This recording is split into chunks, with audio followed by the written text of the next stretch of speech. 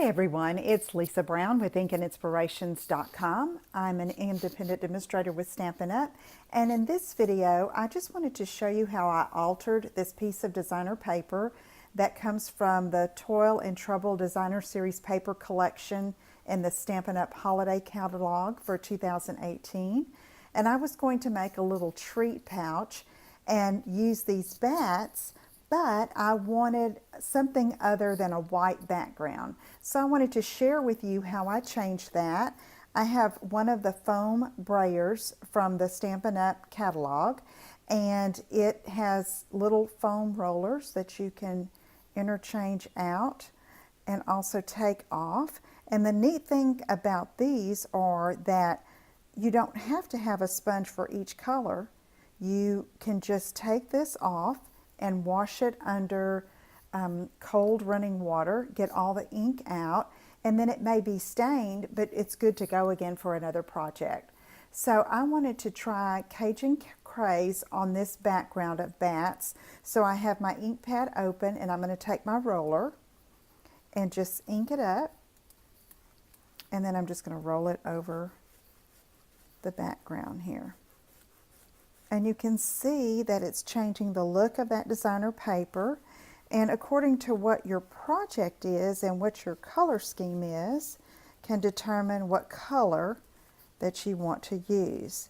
Now, the more ink you apply, the darker it will get. So if you just want a bare hint of color, you could stop at any time. Just get full coverage there and roll it on back and forth. Okay, so I'm just going to keep applying some color here, and I'm going to go across.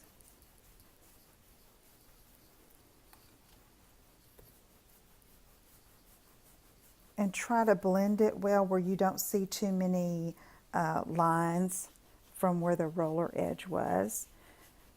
I kind of got a little happy here with my braying with this foam brayer, but the trick here is to start off the paper and then pull it on, where you don't have that first initial ink dab onto the cardstock or designer paper in this case.